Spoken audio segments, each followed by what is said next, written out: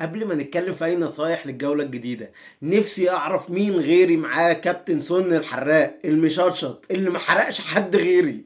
يعني بصوا يا جماعة، ما هو الصياح، بصوا يعني الصياح ما كانش عالي قوي بالنسبة لي في اول 3 4 جولات، بس في الجولة دي لا، دي حركت مشاعري، دي قالت لي لازم تعمل حلقة، لازم تعمل حلقة. وكان لازم اعمل حلقة صياح، بس انا مسكت نفسي بالعافية، فقلت ارجع على الاقل في حلقة نصايح. وانا مبطل الفترة اللي فاتت عشان الناس مش بتدعمني، فالناس لو دعمتني لايكات وكومنتات وظبطتني كده، فان شاء الله هرجع ان شاء الله بشكل مستمر بقى معاكم في الجولات الجايه. فاظبطوا لي اللايكات، السبسكرايب، والشير لاصحابكم، ويلا بينا نبدا. واول واحد عايز ابدا بيه، وده يعني من الاسباب الرئيسيه اللي مخلاني ان انا لازم اعمل الحلقه دي بصراحه، كابتن مايكل جاكسون، اكبر مهاجم عره في تاريخ، يعني في تاريخ مشاهدتي للكوره. ده مش ده مش لاعب كوره، ده مش مهاجم، ده مش بني ادم، ده حاجه غريبه جدا، ده كائن غريب جدا والله. ده دي ركبه، دي ركبه، ده ما حصلش يعني. والله الواحد مش عايز يقول اي لفظ يعني خارج عشان اليوتيوب. بجد يا جماعه عيب، والله والله العظيم عيب ده يبقى ده المهاجم بتاع تشيلسي. وبالنسبه للناس الهبيده هيقول لك اصل هو كان مهاجم ما اعرفش عامل ازاي، بس تشيلسي هي اللي وحشه. حبيبي، تشيلسي يعني بغض النظر عن الترتيب الزباله، وبغض النظر ان هم رايحين في داهيه، تشيلسي تالت تقريبا، تالت اكتر فرقه لمست كوره في منطقه جزاء الخصم في الدوري كله، بعد برايتون وبعد توتنهام. فانت ما تجيش تقول لي اصل تشيلسي ما مش عارفين يوصلوا كرة قدام. جاكسون من اكتر اللعيبه اللي عندها اكسبكتد جولز، بس بطيخه، بطيخه كفايه. بص شوف المنظر ده، والله شوف المنظر ده منظر مهاجم والله ده لو جايب، ده لو جايب يعني مش عارف، لو جايب جدتي جت تنزل الملعب مش هتشوط الكرة كده. هو في كده؟ ده لو جبت عيل من الشارع نونو صغير مش هيشوط الكرة كده، بيشوطها عند الجماهير، بيحدف الكرة على الجماهير. هو ده مهاجم ده؟ ده ستيرلينج ياما صنع له جوان وضيعها له، وحتى في الماتش اللي قبليه وفي الماتش اللي قبليه نفس الكلام. تشيلويل يعني ضاع عليه 20 اسيست تقريبا منه في الماتشات اللي فاتت. حاجه لا حول ولا قوه الا بالله. وعارف اللي مجنني ايه؟ اللي مجنني ان هو لحد دلوقتي لسه مع اكتر من 15%. يعني عارف لسه في ناس محتفظه بيه، اصل الماتشات سهله. ده احنا خلاص ماتشات تشيلسي الجايه هتبقى كابوس، تشيلسي اصلا شكلهم هينافسوا على الهبوط اساسا بالمنظر ده. فيعني انا مش يعني، مبدئيا كده سواء الكائن العجيب ده او اي لاعب من تشيلسي عموما، والله ستيرلينج مظلوم معاهم بجد والله. بغض النظر عن ان هو ما بيجيبش جوان، الفينش بتاعه يعني ها مش افضل شيء، بس والله بجد بيصنع كتير، بيوصل الفرقه، هو الوحيد اللي بيوصل الفريق لقدام. بس لا حقيقه لمن تنادي، مفيش حد يعني بيشتغل معاه، هو بس لوحده وبيوصل. وفي الاخر كابتن مايكل جاكسون بيضيع مجهود الفرقه كلها. فبلاش اي لاعب من تشيلسي، يعني اخرك خالص، اخرك بالكتير قوي كله، مع ان برضو اصلا دفاع تشيلسي ملط، بس ها يعني المدافع باربعة ونص تمام معديها. لكن غير كده اي حد من هجوم تشيلسي بالذات لا، يعني انت لو جبت هجوم بورنموث هيبقى ابرك والله العظيم. وانا بقى يعني بالانتقالا من حتة مايكل جاكسون، عايز اتكلم عن نقطة الهجوم عموما. يعني الناس كلها مركزة على كابتن مايكل جاكسون، مركزه على كابتن ايزاك اللي هنجيله برده كمان شويه، مركزه على لعيبه كده ايه اللي هي ايه اللي هي معاها نسبه ملكيه جامده قوي، واتكنز. يعني واتكنز وايزاك ومايكل جاكسون دول اكتر 3 لعيبه الناس مركزه معاهم. طب انا بقى هديك بقى اختيارات افضل منهم مليار مره. نبدا كده باول اختيار معايا، الفاريز. عارف ان انت هتقول لي يا عم انت جبت التايهه، ده اكتر واحد من نسبه امتلاكيه من اللي انا هتكلم عليهم، هم 3. بس انا هتكلم عن الفاريز اول واحد، 22%. ما زال برضو النسبة مش كبيرة اساسا، نسبة تخليك تعلى جامد اول ما يظبط معاك. وعلى فكرة هو واخد دقايق لعب اكتر من هالاند، وعلى فكرة حتى لو الدور فيه ما تمشوهوش، اللاعب ده رائع، لا لاعب رائع والله، احلى من هالاند، احلى من هالاند بكتير. يعني ده مساهم في جوان، كمية جوان، هو الفرقة كلها ماشية بالفاريز اساسا. الفاريز لو شلته من الملعب هتلاقي الفرقة كلها بقت وحشة.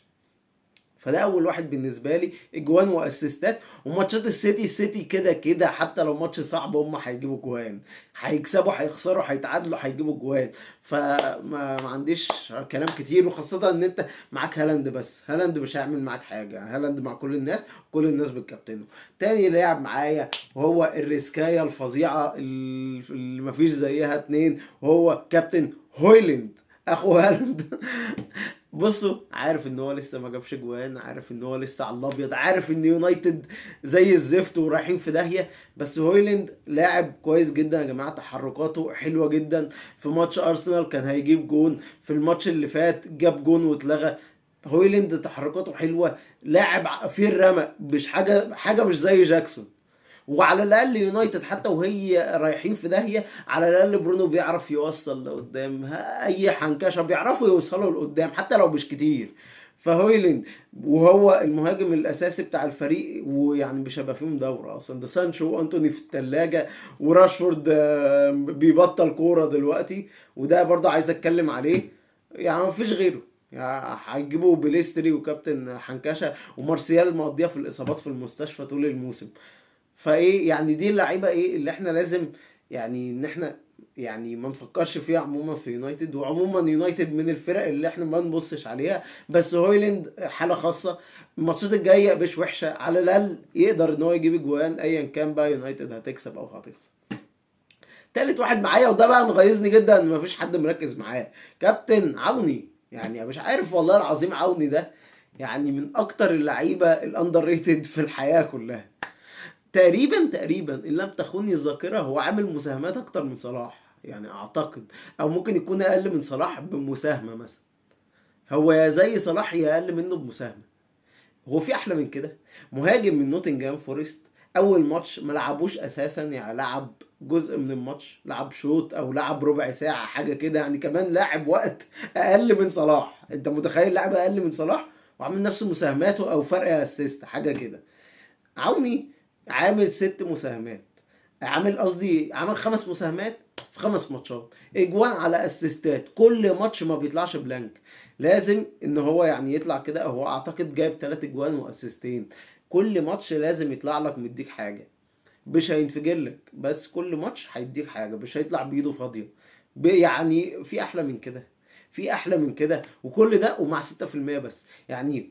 عوني 6%، الفاريز 22%، وكابتن جاكسون ده مش عارف كام، وكابتن واتكنز اللي مقضيها اسيستات من اول الموسم وما جابش ولا جون مع حاجه و30%، وكابتن ايزاك برضو اللي مع حاجه و30% وما بيلعبش ومش ضامنه يلعب اساسا. وهو ده اللي انا عايز اتكلم عليه دلوقتي، وهو كابتن ايزاك. ودي بقى مشكله، مش مشكله ايزاك بس، دي مشكله برايتون ومشكله نيوكاسل، ومشكله الفرقتين دول انت ما تضمن لهمش حد، خاصة في الهجوم. ها، ما تتحنيكش، ما تعملش محنك، ما تعملش محنك وتعمل نفسك ذكي وتروح جايب فيرجسون وتجيب لي ايزاك وتعتمد على دول جنب هالاند، وفي الاخر تلاقي نفسك بلح، مش لاقي حد يلعب لك قدام، ومش لاقي حد على الدكه ينزل لك اساسا مكانهم. ما دي غلطتك يا صاحبي، يعني مش غلطه المدربين ولا غلطتي ولا غلطه اي حد، غلطتك انت. عشان انا من الموسم اللي فات، والله يعني من الموسم اللي فات بقول لك ان انت ما تفكرش تجيب اي لاعب غير لو مضمون 100% ان هو يلعب. يعني غير كده ما ينفعش انك تفكر في لاعب، حتى لو ليونيل ميسي ولا كريستيانو رونالدو، لو مش مضمون ان هو يلعب ما تجيبوش. يعني حتى رونالدو ده من اكتر اللعيبه اللي كنت بحبها في حياتي كلها، بس كان موجود في يونايتد، كان ساعات بيقعد احتياطي، كان ساعات انا عمري ما كنت بجيبه، نادرا جدا لما كنت بجيبه كمان. ف يعني عندك في نيوكاسل، عندك ويلسون يلعب، عندك ايزاك يلعب. ويلسون لسه جايب جون في اخر ماتش من ضربة جزاء، ماتش الشامبيونز ليج ايزاك لعب، ويلسون دخل بديل، بس ايزاك لعب لحد الدقيقة 90. هل الماتش الجاي ايزاك ممكن يلعب؟ غالبا لا. وبرضه ما اقدرش احسم لك الكلام ده، وحتى لو حسبت لك وقلت لك ان ويلسون هيلعب الماتش الجاي، ده مش معناه ان ويلسون هيلعب الاسبوع اللي بعد ده. فانت هتدخل كل اسبوع في نفس الحوار، نفس الكلام في الناحية التانية. كابتن فيرجسون، كابتن ويلبك، كابتن بيدرو بورو المعوق، بغض النظر انه جاب جون قدام يونايتد بس لاعب عاهه خالص. عندك ادنجارا، عندك لعيبه كتير حوارات. عندك مارش اللي استبعد بدون سبب، عندك استوبينان اللي استبعد بدون سبب. فهيحصل حنكشه جدا في الفريقين دول لحد ما يخرجوا من اوروبا. فلحد ما يخرجوا من اوروبا فكك منهم. اخرك تجيب لعيبه ايه اللي هي صعب انها يتدور فيها، يعني ممكن استوبينان. هو ممكن يكون استبعد عشان لسه جاي من المنتخب وسفر وكده، بس عموما هيبقى قليل لما يتدور فيه. نفس الكلام في نيوكاسل ممكن تفكر في بوتمان، في شار، بس غالبا بوتمان اكتر. تريبيه ممكن، بس برضه عنده ليفرامينتو على الدكه، فممكن يحصل برضه حنكشه. فالفريقين دول لحد ما يطلعوا من اوروبا يعني ايه، ما تفكر بس في الدفاع، فكر في حراسه مرمى. مع ان برضه برايتون اصلا دفاعها ملط، بس يعني بتكلم مثلا عن نيوكاسل على الاقل. هنتكلم بقى ايه عن باقي اللعيبه العرر، ودي حاجه غيظاني جدا. بعد ما اتكلمنا عن كابتن جاكسون، ماشي، اتكلمنا فيه وقلنا فيه اشعار، نتكلم عن فرقتين وهم تشيلسي ويونايتد. الفرقتين دول ما ايدك منهم والارض يا جماعه، بجد والله فكك خالص. الفرقتين بيشحتوا، والله بيشحتوا كوره. يونايتد يعني على الاقل ماتشاتها الجايه سهله، يعني يمكن ربنا ينتع فيه بالبركه، يمكن، يعني يمكن. كان تشيلسي خلاص خلصوا الماتشات السهله، ما كسبوش منها غير ماتش. حاجه بؤس، والله حاجه بؤس على تشيلسي. تشيلسي لازم تفضي كده فرقتك، في ناس معاه 3 من تشيلسي، يعني ربنا يعينكم، بس اذا انتوا والله تعملوا -8 وتبيعوا ال3 يعني. يونايتد، راشفورد بيلعب لعب المعتزلين، جاي في 5 ماتشات تقريبا جايب جون واسيستين، وجون في ماتش واسيستين في ماتش و3 بلانك، فاللي هو حاجه صعبه قوي يعني. برونو نفس الكلام، ماتش ضربة جزاء وما عملش غير الموضوع ده. صعبين عشان كده قلت لك ما بفكرش غير في هويلند. دفاعيا الفرقة هتعاني اكتر واكتر واكتر مع الاصابات الجديدة والكتير اللي بتحصل دي. بس يعني لو عايز تحنكش قوي، فكك من كابتن اونانا ده اللي ب5 مليون وبيجيب لك 0 نقط كل جولة. ممكن تفكر في دالوت، على الاقل دالوت بيتقدم لقدام كتير، ممكن تلطش معاه بجون باسيست باي حاجة. فممكن تفكر في دالوت لو عايز تفكر في دفاع، غير كده فكك. برضو من اللعيبه العرر اللي انا كنت قايلها في شورتس كتير على اليوتيوب وعلى الفيسبوك، الناس اللي متابعاني في الريلز بتاعت الفيسبوك، وهو كابتن ارنولد. كابتن حنكشه، كابتن الناس كلها قاعده عماله تجيبه، وقعدوا يراهنوني قالوا لي قبل الموسم: يا حراق يا محروق ايها المحروق. ارنولد المشطشط، ارنولد الحراق. في 5 ماتشات لعب 4، كان مصاب آخر ماتش على سن، هو لو لعب كان عمل حاجة، ما هو أصلا كده كده الكلين كان رايح قدام ولفرهامبتون، يعني حتى لو لعبه كان الكلين راح، وكان ممكن يدخل فيه مجوان أكتر. ففي ال4 ماتشات اللي لعبها، بغض النظر عن الخامس اللي برضه الكلين راح فيه، في 4 ماتشات طلع كلين واحد، كان كلين حظ أساسا. يعني كان اليسون صد انفرادات قدام استون فيلا، وكان في كرة دخلت الجون بس على بعد شعرايه ما دخلتش، فالجون ما اتحسبش عشان الكرة ما دخلتش 100%، دخلت 99% منها بس. فدفاعيا الفرقة ملط، هجوميا بيعمل حاجة؟ ما بيعملش اي حاجة، بلح. 4 ماتشات اسيست من ايه؟ ما انا عارفك هتقول لي اسيست. اسيست ايه؟ ركنية. والركنية ايه؟ ما بقاش حتى هو بقى بيشوط الركنيات ما بقاش بيلعب هو الركنيات كلها، بقى كابتن سبيسالاي هو كمان بيلعب الركنيات دي، وكابتن روبرتسون بيلعب هو كمان الركنيات دي. فما فيش اي شيء يميزه الصراحة. عارف اللي هو انا لو بصيت له كتير كده، انا مش عارف ايه اللي يميزك يا كابتن ارنولد، مفيش حاجة مميزة فيك خالص، يخرب بيتك. فيعني ارنولد ده من اللعيبة اللي غير مفهوم انت ليه بتفكر انك تجيبها. 2 من السيتي، فودن وجريليش. جريليش لعب ماتشين ملط، 0 جوان 0 اسيستات. سيبك بقى من ده وندخل على كابتن فودن. فودن 4 ماتشات عامل 3 اسيستات، وايه منهم اسيست اصلا اسيست فانتزي. فاللي هو فودن وحش قوي، وحش قوي السنه دي، وحش قوي لحد دلوقتي على الاقل. عندك قدام، قلت لك الفاريز لازم يتجاب، لازم يتجاب، دي مش اختيار، ده لازم اكتر من هالاند ذات نفسه. وممكن تفكر في دوكو، وباين عليه انه اختيار ممتاز جدا، ويعني جوارديولا بيشكر فيه جامد جدا. ودوكو كان قاعد دكه في الماتش بتاع الشامبيونز، فاكيد هيلعب اساسي، وكمان مع اصابه برناردو فهو برضه هيضمن اساسي بنسبه كبيره في الفتره الجايه. بس كده ده بالنسبه للعيبه العرر. واتكلمنا عن راشفورد طبعا هو وبرونو يعني، بس برونو ممكن ها يعني يشغل هويلند شويه يعني. واخر حاجه عايز اقولها: بلاش دفاع غالي، بلاش دفاع غالي. بلاش دفاع غالي، يلا نمسك الطبلة، بلاش دفاع غالي.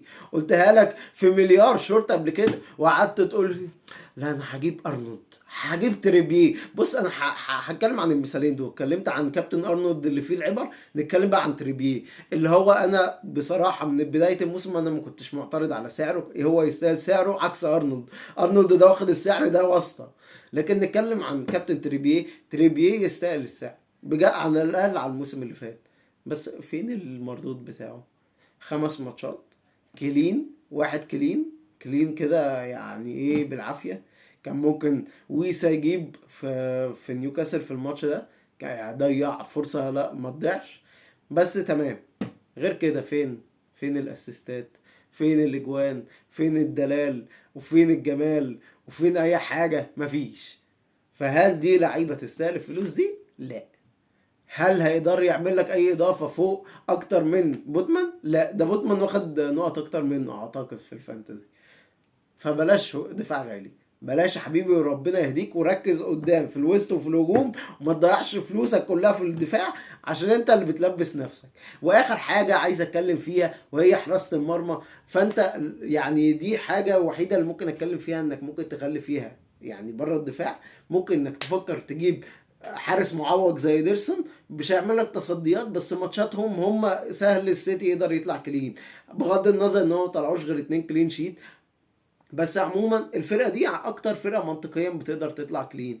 فانت ممكن بدل ما توجع نفسك بحوارات اكانجي واكي ومش عارف مين، رغم ان يعني لو انت سالتني مين اكتر مدافعين مضمونين من السيتي هيكون اكانجي وولكر، بس غير كده يعني انا لو ما عنديش مشكله لو انت هتجيب ادرسون، بس ما ياثرش بقى على باقي فرقتك. لو معاك يعني فلوس حلوه كده وجميله كده تقدر تصرفها على ادرسون. بس كده يا شباب، اظبطوا اللايكات، السبسكرايب، الشير لاصحابكم لو عايزين نكمل معاكم، واستنوا حلقه التوقعات، وممكن اعمل برضو حلقه للمؤتمرات. فاظبطوا اللايكات، اشوفكم على خير وسلام.